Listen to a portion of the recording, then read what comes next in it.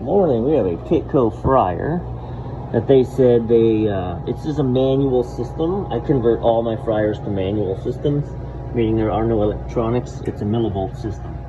So what happens is you hold the pilot down, you light that manually, the heat heats up this thermopile. That generates millivolts, which then holds the valve open and allows the pilot to stay lit, and then the thermostat does the rest from there. Click, click. The problem was when they let it go, it would never. So this is a high limit control. Listen, here's a click.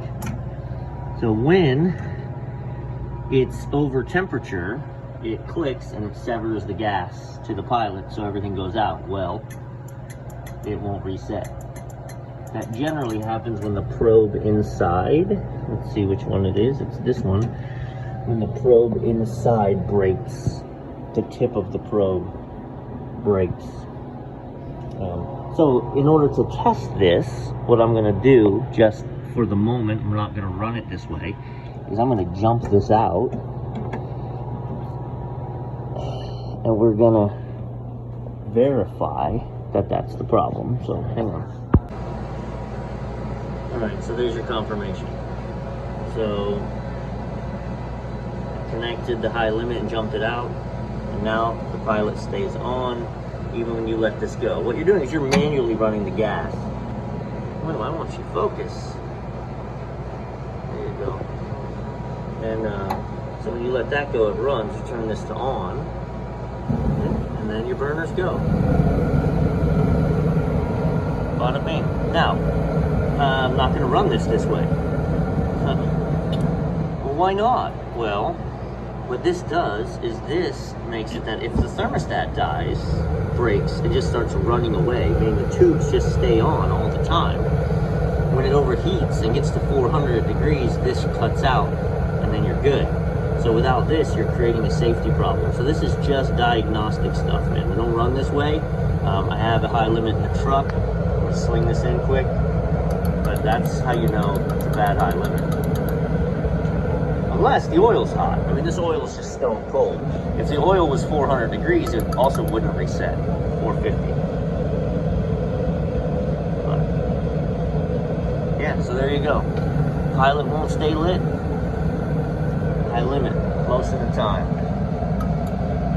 And after I pull it out, I'll show you that broken probe. But it's Monday morning. I'm rolling, so we roll on after we replace this. I'm gonna show you something I was talking about online with someone yesterday. So this is a Pitco fryer. It's a gas fryer, but there's a lot of intelligence, right? There's a finger board in here. You've got, this is your auto igniter, right? You've got this ignition module back here. This you can see, it's greasy, it's gross. I mean, it's a fryer. You know, this fails every year, and that's 140 bucks. If this controller fails, this thing is like $400 or $500 bucks. This computer board in here fails, it's $100. And all this stuff is very susceptible to grease and to the powder of Magnesol, which is a silica-based filtering agent that a lot of filter machines use. So when these components fail, I convert this, and it's a little archaic, right? But when any component of this dies, I turn it into this. This is the same fryer. I have removed all of the crap. There is no wire, there is no plug. What you have to do is put in a new gas valve, a new pilot assembly, because you can see this is different than this one. Right? This has the igniter and all the intelligence. Same high limit, same thermostat. So I can replace every component in here. There's 4.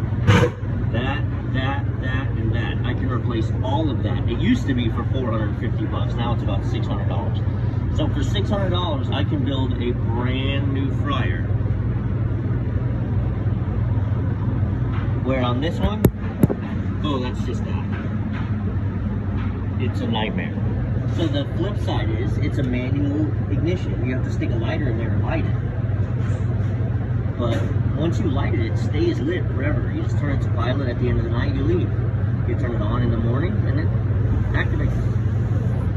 So there's no harm, no foul. Pull all that intelligence out of there. You don't need it.